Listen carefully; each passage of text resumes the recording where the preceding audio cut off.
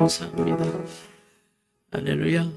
오늘 또 본문의 말씀을 통해서 우리 왕이신 예수 그리스도라는 제목으로 말씀을 전하겠습니다. 이제 12월 우리 성탄절까지는 계속해서 우리 예수 그리스도에 대한 말씀 그 시리즈로 좀 가려고 합니다. 우리 왕이신 예수 그리스도, 또 메시아 되신 예수 그리스도, 또 사랑이신 예수 그리스도, 또 그분은 임마누엘로 오신 임마누엘이신 예수 그리스도. 그래서 오늘 이 첫 번째 시간으로 왕이신 예수 그리스도라는 제목으로 우리가 말씀을 선포할 때 오늘 말씀을 통해 주의 음성을 듣는 시간 되기를 간절히 바랍니다. 성탄절을 기다리는 우리에게 오늘 말씀 가운데 좀 특별하게 중요한 말씀 한 구절이 있다면 2절의 말씀입니다. 오늘 본문 말씀 가운데 2절의 말씀인데 우리가 참 2절을 다시 한번 읽겠습니다. 시작. 유대인의 왕으로 나시니가 어디 계시냐? 우리가 동방에서 그의 별을 보고 그에게 경배하러 왔노라 하니. 오늘 동방 박사들이 와서 질문했던 말씀이에요. 유대인의 왕으로 나시니가 어디 계시냐?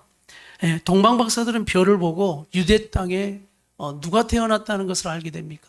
왕이 태어났다는 것을 알게 되죠. 그래서 태어난 왕을 경배하기 위해서 유대 땅까지 오게 되는 겁니다. 근데 유대 땅에 가면 어디로 가야 이것을 정확히 알 수 있을까? 수도로 가야죠. 중심 수도. 그래서 예루살렘으로 오게 된 겁니다. 그래서 예루살렘에 가면 이거 다 알 수 있겠지. 당연하다고 생각한 거예요. 그래서 유다와 예루살렘에 가면 왕이 태어났으니까, 이 땅에 왕이 태어났으니까 누구나 다 알고 있을 거야.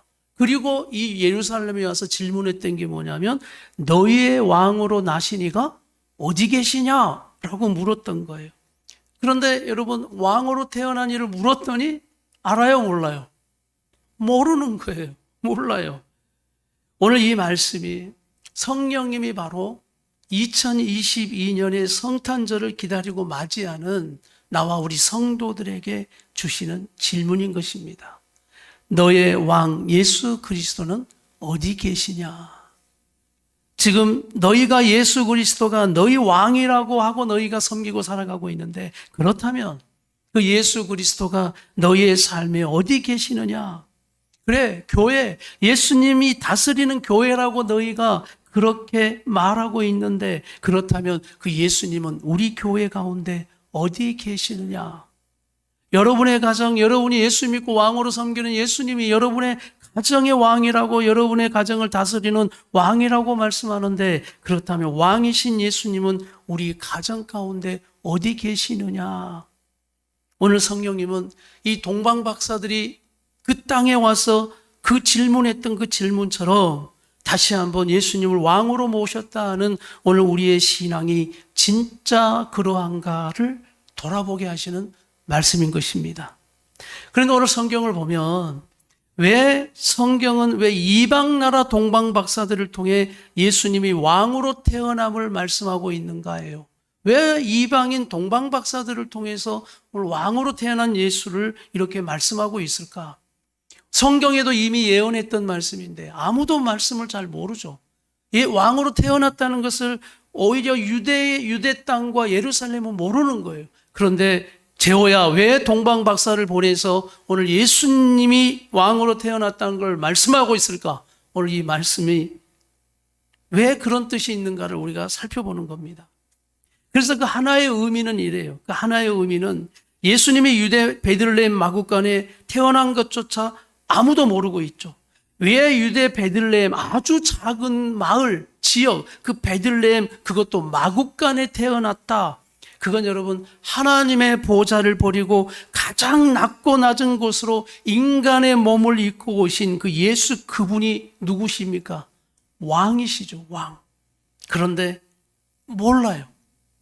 너무나 작은 곳에 왔기 때문에, 너무 초라한 곳에 왔기 때문에 누가 그분을 왕으로 알 수 있겠습니까? 그런데 오늘 동방 박사들이 오늘 이 땅에 와서 바로 그분이 이 땅에 오신 왕이라는 것을 알게 하시고 강조한 것이다. 많이들 이렇게 해석하는 거예요. 이 첫 번째 의미가. 그래서 꼭 이런 거예요.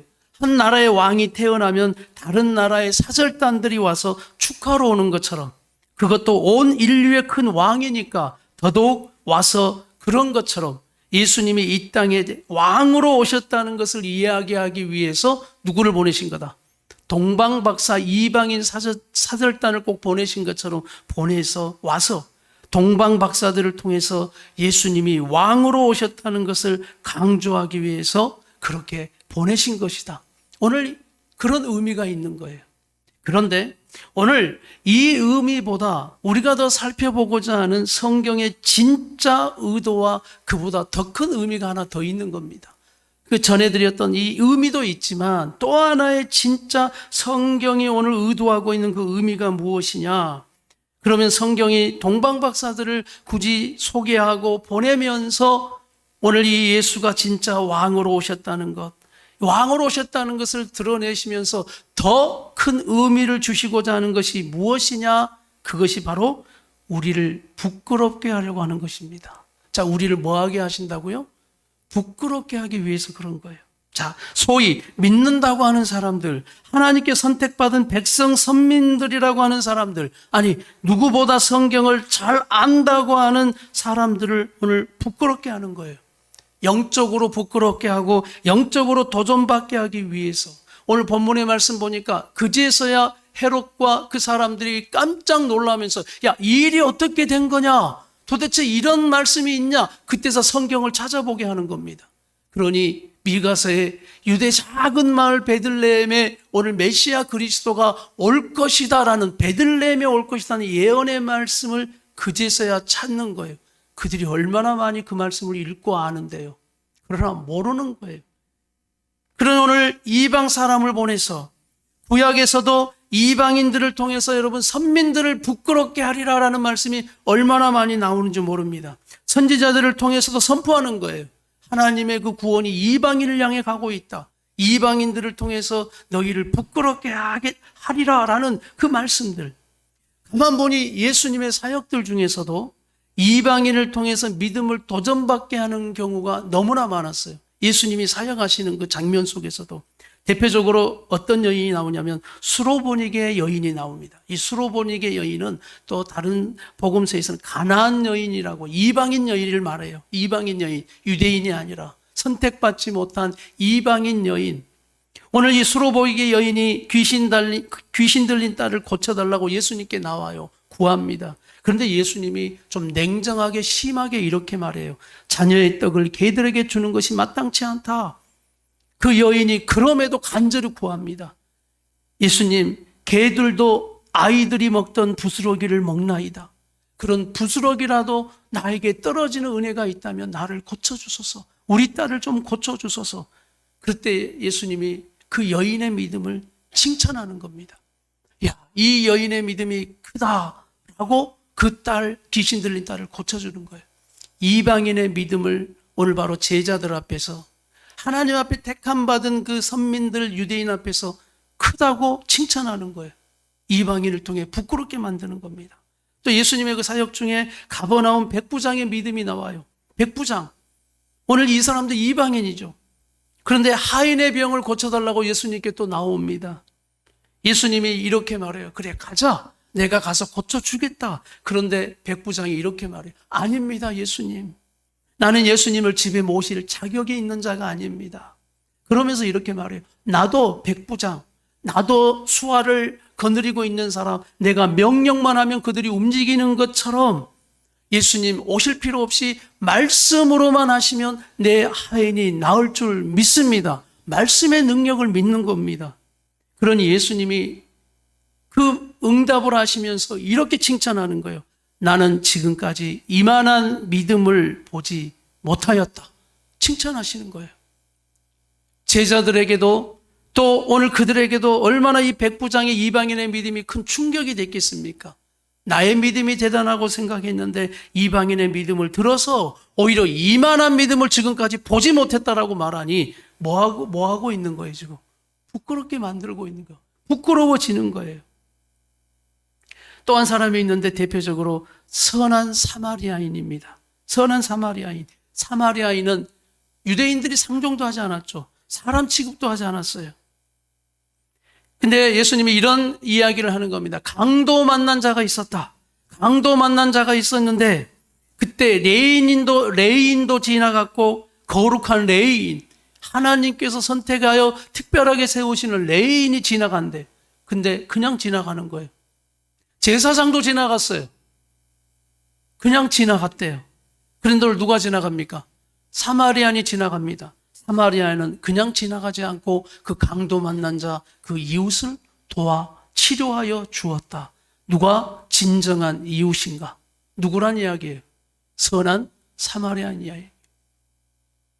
예수를 그렇게 오래 믿었던 레인도 아닌 거룩한 일을 맡은 목사도, 오늘 그런 거룩한 사역자도 아닌 제사장도 아닌 오늘 그를 도운 자가 사마리아인이었다. 너희가 사람 취급도 하지 않고 상종하지 않는 사마리아인. 오늘 그들에게 영적인 도전을 주는 거예요. 그리고 부끄럽게 만드는 겁니다. 오늘 이처럼 동방 박사들의 그 질문, 유대 땅에 와서, 예루살렘에 와서 유대인의 왕이 어디 계시냐? 아무도 몰라요. 질문하시는 것처럼 오늘 우리에게 너의 왕이 어디 계시느냐? 오늘 이방인 동방 박사들을 통해 오히려 우리를 지금 부끄럽게 하고 있다. 왕이신 예수님은 우리 마음에 어디 계시는가?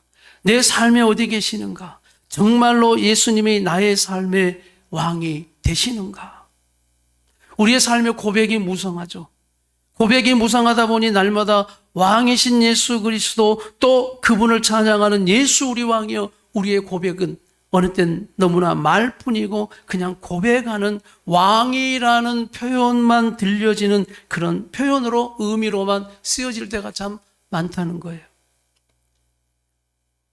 우리가 섬기는 왕, 여러분이 왕이라고 고백하는 오늘 예수님, 성탄절에 그 예수 그리스도는 이 땅에 아무도 모르는 그 왕으로 오셨지만 오늘 우리는 그분을 왕으로 모셔드린 예수 믿는 사람들인데, 왕이라고 고백은 하지만 여러분, 정말 우리가 섬기고 있는 예수 그리스도가 나의 왕이라고는 고백하고 있지만 좀 문제가 있어요. 어떤 문제가 있냐면, 왕이라면 능력도 있고 다스림, 통치 가운데 그 능력으로 우리의 삶을 운행해가고 인도해가고 통치해 가셔야 되는데, 우리가 예수 그리스도를 왕이라고 부르는 그 왕의 문제가 뭐냐면 아무 힘이 없는 왕으로 계시다는 거예요.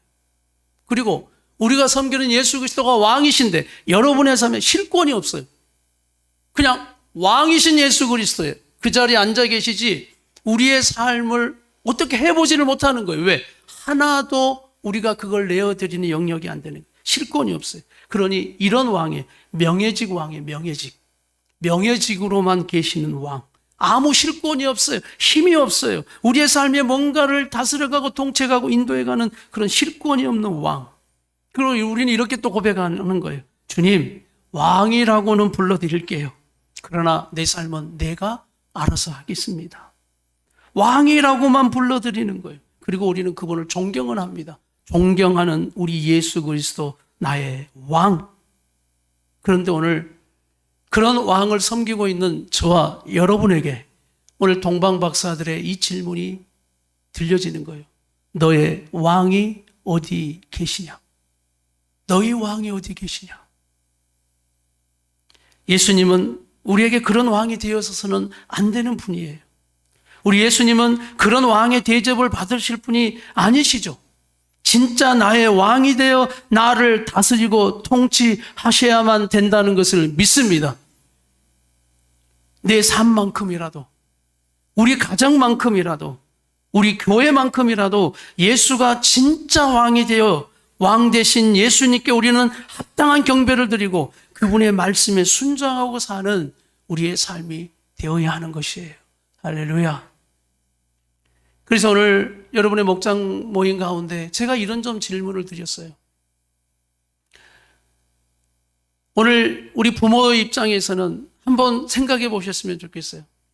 자녀들이 우리를 볼 때 우리는 과연 부끄러운 신앙일까? 아니면 그들 앞에 진짜 왕 되신 예수님을 모시고 살아가는 그 부모의 신앙일까?